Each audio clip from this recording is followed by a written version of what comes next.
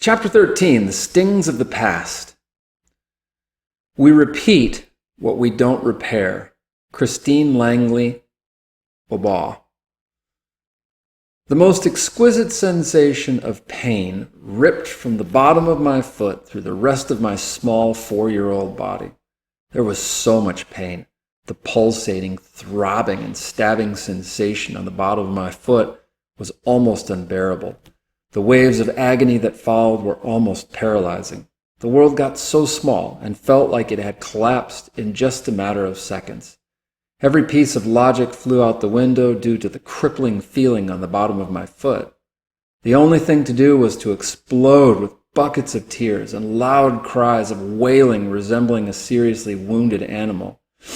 This is the first memory I remember having that involved such great physical pain. How could the sting of this bee be so painful? How come no one had warned me about them? It was a clear, beautiful, sunny July day in the heart of a Michigan summer. My childhood best friend Lizzie and I were gleefully playing in her backyard in a small 6-foot round plastic pool that her mom had filled up with water for us. This entertained us for hours on end.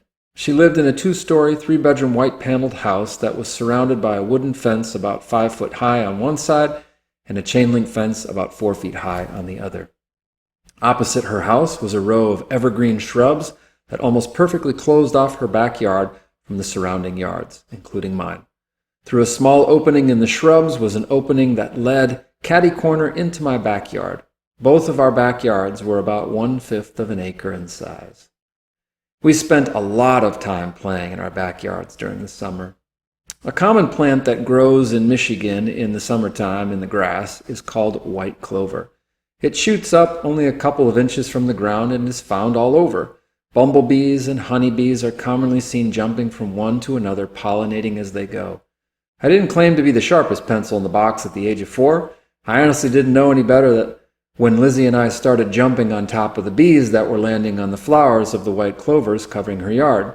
Besides, how does a child know about the power of a bee sting unless it is experienced firsthand?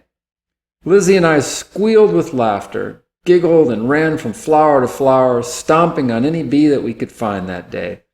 Like all good parents, I am sure mine told me not to partake of this activity, but Lizzie and I were playing in her backyard with sparse supervision, as it was in those days. Even if I did know that bees stung, whatever that meant, Lizzie and I were probably more caught up in our enjoyment of jumping through the grass together. And then it happened. As soon as my foot landed on this creature, and the fury of this fuzzy insect sunk itself deep into the soft, fleshy part of the bottom of my foot, my world would never be the same. Literally. It took almost 30 years to realize the full significance of how this bee's sting would change me forever. I wailed, screamed, and cried at the top of my lungs. My only instinct at this point was to run, or should I say hobble or crawl home, so that I could fall into the loving arms of my mother, who would know what to do. Moms always know what to do. My mom was a critical care nurse, and at that age I knew she helped people, so I knew she would love, care, and protect me and make me feel better. I don't know how I made it home those 90 yards. The pain was so overwhelming that I remember almost passing out halfway to the house in the middle of the yard. I yelled and screamed, "Mommy, Mommy, help me!" Being a nurse, not much fazed my mom. She was trained to remain calm in the most brutal of circumstances. Upon opening the door to the screen patio attached to the back of our house, she had a look of bewilderment given the state that I was in. She quickly assessed my little body and didn't see anything majorly wrong with me and calmly asked me what had happened. Her presence made me feel better. My mom inquisitively and concerningly asked, "What happened?" After trying so hard to get the words out between the tears and convulsive crying, I said, "I got stung by a bee on the bottom of my foot." Knowing then that I didn't break a bone or wasn't suffering from a wound, she even more calmly asked, "What were you doing?" I answered, "Lizzie and I were stepping on bees." I know unequivocally that my mom's intent was not to harm me, make me feel bad, damage me, or cause me even more pain. This is not who my mom is. And children can internalize things in the craziest of ways. My mom really did take care of me that day. I just interpreted it a certain way, which had almost nothing to do with her. A part of me now believes that even if she gave me was complete unconditional love, which she may have fully done, I would not have been able to receive it because of the physical pain that I was in. The physical pain was my filter in this moment, and out of this filter only arose the potential for more pain. It was next to impossible to receive love and care in this state. We all like to blame, especially when we're in pain, and this is what I did, even when it was not her fault. What came out of her mouth next is what really did the most damage. I had never consciously remembered feeling this amount of physical pain before. It was a time when I needed love, care, a tender touch, and soothing words to make my pain go away. I needed help with my physical pain. What ensued was even more painful, but it was a different kind of pain. It was an emotional pain, and this pain was even worse than the physical pain. From this moment forward, I would carry it with me subconsciously for the next 29 years. I don't know what my mom had been doing in the house in moments leading up to my entry into the patio, nor do I know what the state of mind she had been in. The only thing I remember was her response. From my point of view, it was cold, crushing, brutal blow to my fragile 4-year-old self. In a very nonchalant, calm, and neutral way, she said to me, "Well, you deserved it." This was her response to my physical pain. Ouch, ouch, ouch. It was emotional pain on top of physical pain. I was crushed, leveled, pummeled on the inside. My innocent heart was thrown to the floor, broken into 1,000 pieces. I was broken, and no one could fix me. Because I couldn't be whole, strong, and powerful, I became broken, hostile, powerless, and felt abandoned instead. This exact moment gave rise to how I would see myself and interact with the world from this point forward. She was right, though. It's wise to leave bees alone, to mind my own business, and be a lover of creation rather than a destroyer of it. I felt ashamed of what I did to that bee. I felt rejection from the person I needed love from, even though she didn't reject me. My mom spoke the truth, and sometimes the truth stings. I don't blame my mother because after this moment it became my story, and choosing to hold on to it, its meaning was my choice. My mom is a wonderful, loving woman whom I love with all my heart. My distorted perception was that she wasn't present in this critical moment and that I needed something else in that moment. My world shifted after this. How did this moment change the way I perceived the world? How did her response alter the way I processed emotional information? In what ways did this emotion I took on affect me from this moment forward? Trauma affects everyone differently. One does not have to suffer abuse or a deep trauma for it to be potentially as life-threatening to someone mentally, emotionally, or psychologically. What one considers to be minor can just as equally and radically change someone on the inside forever. How we all personally experience trauma reminds me of a brilliant film made in 1957 called The Three Faces of Eve, which was based on a true story. Joanne Woodward won an Academy Award for portraying Eve White, who had 3 personalities. The trauma one would have to experience for a personality to fracture in 3 ways would be significant. What was discovered as the simple event or trauma that fractured her personality into 3 ways? Her beloved grandmother had died when she was 6, and according to family custom, relatives were supposed to kiss the dead person at the viewing, making it easier for them to let go. Eve didn't want to do this. Eve's terror of having to kiss her dead grandmother led her to splitting off into 2 other distinctly different personalities to cope and deal with this trauma. Trauma is as deep, scarring, and painful as it is perceived by the person who lives with the experience. Physical and sexual abuse are usually the only other things that trump all other trauma. Let's fast forward 29 years from this momentous experience. One of the rooms in my home that was used as an office has a beautiful view of palm trees, a huge grassy area, and a long walking path. I was just mesmerized watching a wasp crawl and fly up and down the window that was just 4 feet in front of me.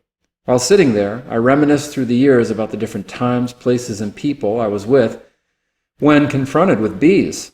Whether it was at a picnic or playing baseball, bees would decide to grace me with their presence. The sight was always quite comical for others. As soon as I heard the very distinct buzzing of their wings, I literally would freeze in terror and at times would run like a lunatic in whatever direction seemed to be the fastest escape route, as if one could outrun a bee. I sat there staring at this bee outside my window, feeling uncomfortable just looking at the bee. My heart raced a little faster with adrenaline beginning to pump through me in anticipation of a fight-or-flight response. I asked myself this one very reflective question. When did I become so afraid of bees? Having dealt now in practice with people, knowing that every health problem has a context, my fear of bees will most likely had a context too. So I waited for an answer to come into my awareness. In the past, whenever someone asked, "Why are you so afraid of bees?" my response was always the same. I don't have the foggiest idea. I just don't like them. Saying I didn't like them was a very nice way of saying that I hated bees. They terrified me. I would almost soil myself when they buzzed around me, even as a grown man. I would shake, start sweating, would freeze as if in a state of paralysis. My body continued to carry the trauma of getting stung at the age of 4 into the present moment, even though I never would have linked the present moment to my past. When bees started flying around me, I was no longer an adult, but subconsciously was reliving the trauma of my 4-year-old self, even though I was completely unaware that I was doing this. As I continued to sit there, ready to actually receive the answer to this lifelong question, the answer came very quickly. 4 years old. Bee. Pain. Mom. Emotional pain. The memory flooded into my awareness and through my body. I can't remember the last time I had thought of this memory, but as soon as it came into my awareness, I knew there was a lot more significance to the memory than I had remembered. My fear of bees finally started to make sense to me. I found the original context to the fear, but besides being terrified of bees, what was the real underlying emotional significance to this memory, and how did it relate to the depression I experienced for 11 years? Most of us suppress, repress, or escape from feeling our negative emotions. Who in their right mind wants to feel emotional pain over and over again? It doesn't matter what the emotional pain is that we felt. Most of us want to numb it away, stuff it deep inside, or run for the hills. We just aren't taught to run directly into our emotions, welcoming them, and knowing how to truly let them go. The irony is that this pain, those emotions, and the memory are a part of us, whether we are acknowledging it consciously or not. They will fester in us unconsciously until we consciously deal with them. Life will eventually bring us to this realization in one way or another. If we are still carrying something around with us, every now and then something may trigger our pain, even though we are completely unaware of its original context or meaning. We aren't taught to understand or confront our pain and negative emotions.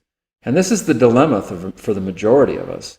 How can we let go of something we don't know exists in the first place, or that we are terrified of confronting because we might get lost in the pain and feel like we won't be able to crawl out?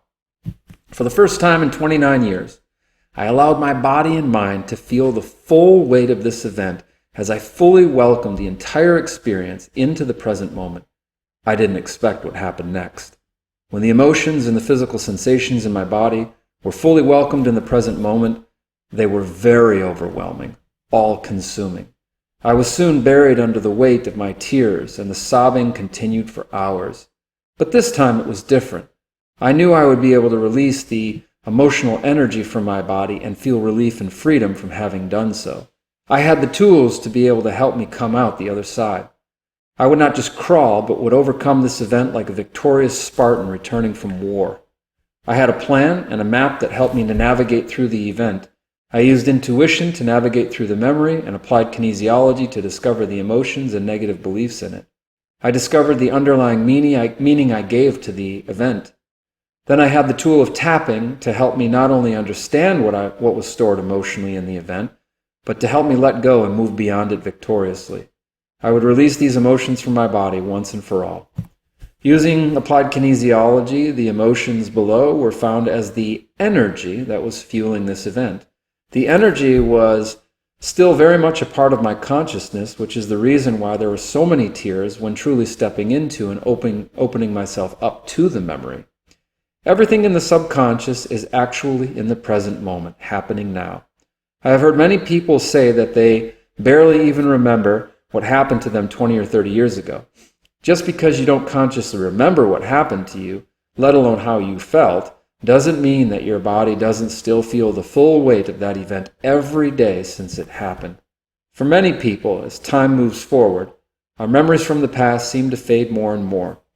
As we become less and less conscious of our memories, some think that they just magically start to heal over time.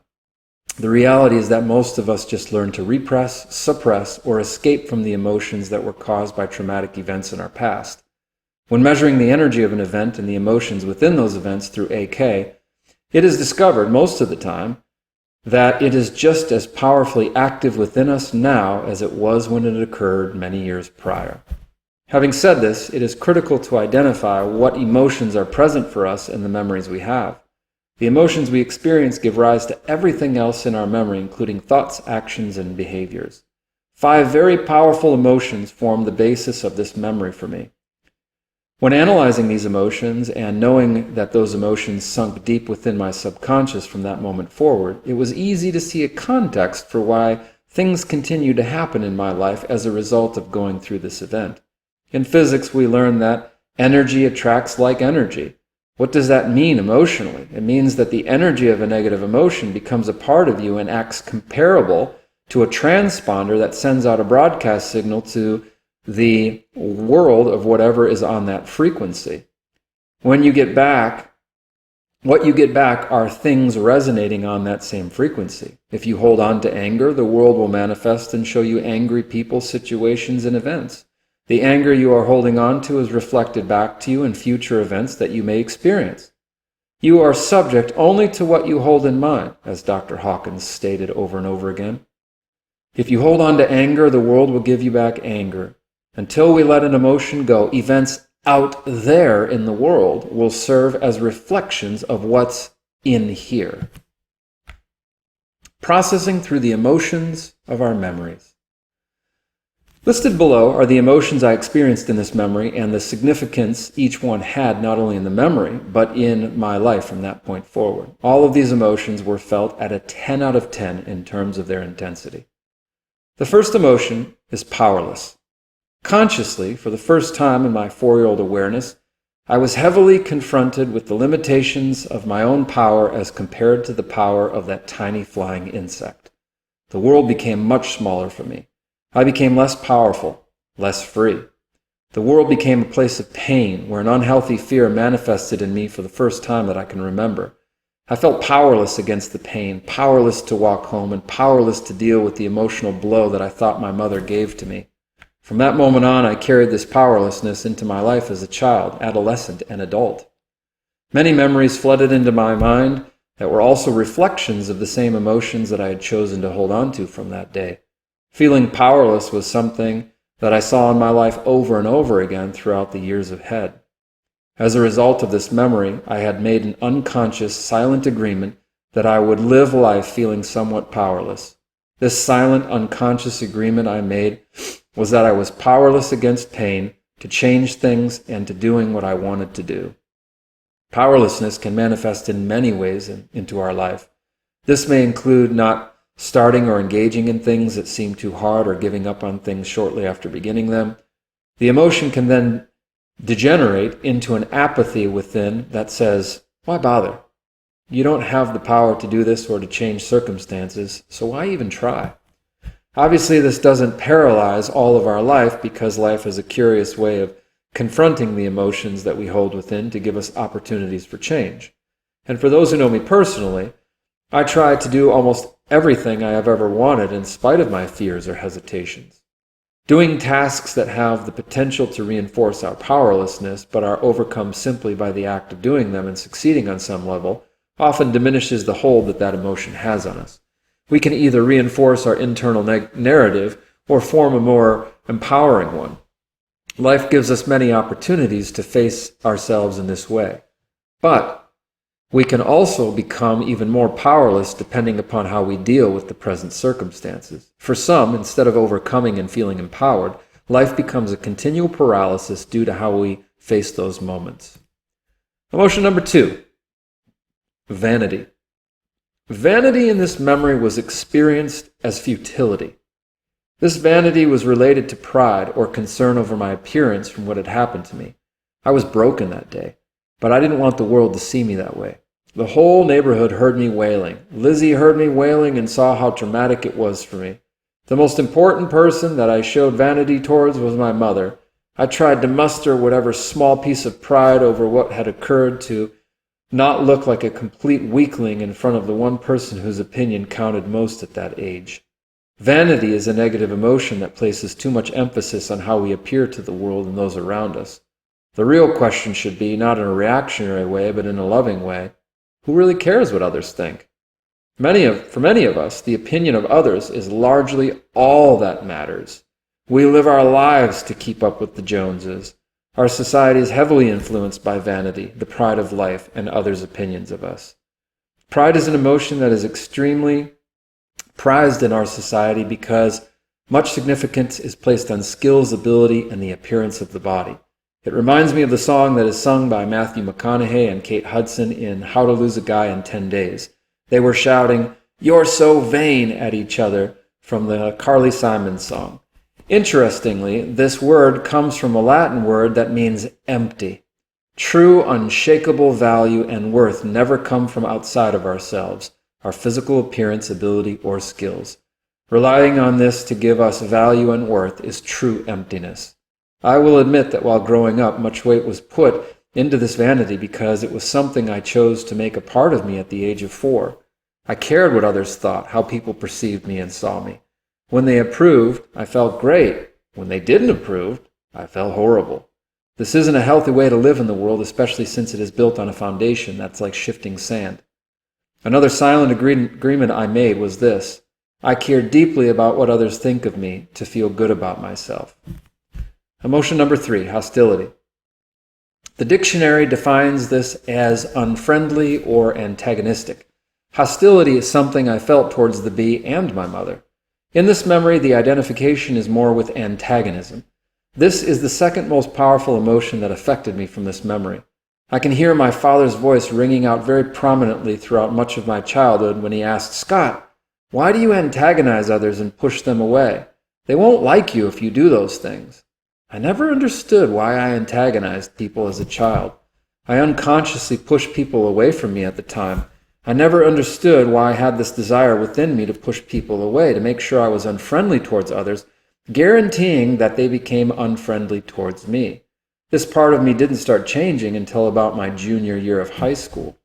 The world was a lonely place for me growing up. I didn't connect well with others, and digging into this memory explains in large part why this happened. Another secret agreement I made in this memory is that to protect myself from the pain within and from more pain, I could not trust those around me to safely help me or be present for me. In essence, this is like saying, I secretly and unconsciously am going to push people away just to make sure that they don't hurt me first. Therefore, to avoid people from getting close to me and feeling even more pain, I would instead be hostile and push others away in an effort to protect myself. Why should I trust people who get close to me, knowing that eventually they would cause me great pain, much like my mother did? It took me 29 years to see this about myself. If we live to protect ourselves, life can be lived in a state of subtle hostility towards everyone and everything to avoid the true pain that we carry within ourselves. We all carry around these types of unconscious childhood wounds. This was a very impactful emotion for me because it was hard for me to make friends at times growing up. I didn't consciously know why I pushed people away. I didn't want to do this consciously, but subconsciously a part of me was operating very strongly that had an immense impact on my life and my ability to connect with others. Sadly, a part of me became hostile towards my mother and others from this moment forward. I just reacted, and this was the emotion that I held on to. I didn't know any better. You can't do better if you don't know better. It wasn't until much later that I reconnected more with my mother emotionally. In her defense, her childhood was not all roses, but she came out remarkably well given her circumstances, and she is a very loving, kind woman. It has been a wondrous relief to start becoming aware of, naming, and letting go of this emotion. Emotion number 4, shame. This emotion hit me the moment my mom told me that I deserved what I had done. Guilty as charged. I had no defense. She was right. I did deserve what the bee did to me, as it was just simply defending itself. The shame over what I had done sunk in deeper, and my inner voice diminished. It was as if a muzzle was put over a part of me. Why should I speak up about anything in life? I deserved to be kept quiet. I am wrong for certain actions I take. Therefore, I cannot speak up for myself because I'm shameful. No one will stick up for me. My mother certainly didn't speak up for me. She was the judge, jury, and executioner, and I was guilty as charged. No words were available in my defense. My head hung low. This doesn't mean I never spoke up about anything. Every once in a while, this emotion would arise at various times in my life when I was growing up. It meant that I didn't have a voice, or when I did speak up, I wasn't listened to or felt like I was understood. I often felt like others didn't understand me. From an Ayurvedic standpoint, part of the consciousness of the fifth chakra, which is associated with the thyroid and throat area, has to do with communication and self-expression. If you grow up feeling like you don't have a voice, like no one listens to you, or you don't feel like you have the ability to express yourself freely, this can set up very fertile grounds for health-related issues in that area. For many, reclaiming one's voice in the world is a powerful part of healing. The body always keeps the score, and I started to take hypothyroid medication at the age of 17, due in part to not feeling like I had a voice. This book is proof that I now have things to say, people listen, and I can freely express myself in the world, even if others disagree. But the subtle agreement I made from this emotion was that when it really matters, I couldn't express my voice and no one would listen to me. Emotion number 5, abandon. Feeling abandoned was by far the heaviest and most damaging emotion that was embedded in me from this memory. The moment my mom told me that I deserved what had happened to me, my world shattered into 1,000 pieces. My foot was throbbing. I barely made it home, and it took every effort to tell her what happened to me.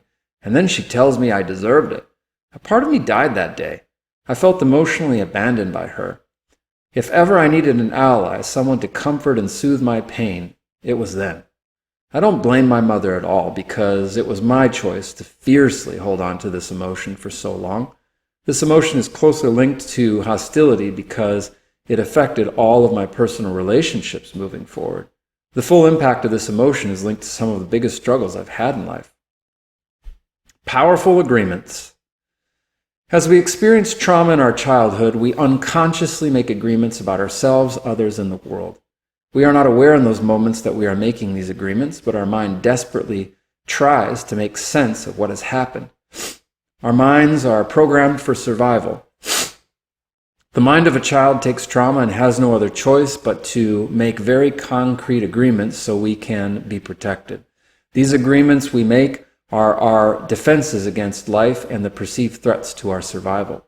The agreements that rose out of this experience that impacted me from that moment forward were, life is going to be very painful. You don't deserve love from others. Push others away so that you don't get hurt ever again. In the end, everyone is going to abandon you on some level. You can't freely express yourself because no one will listen. You can't emotionally trust even those closest to you.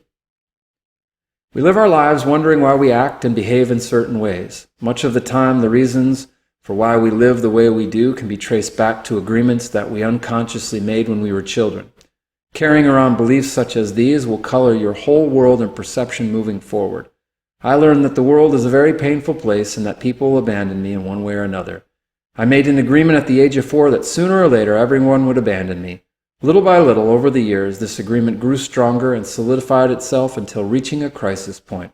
This crisis point happened 17 years later, at the age of 21, while I was a senior in college. It was this crisis point that plunged me into 11 long years of heavy depression.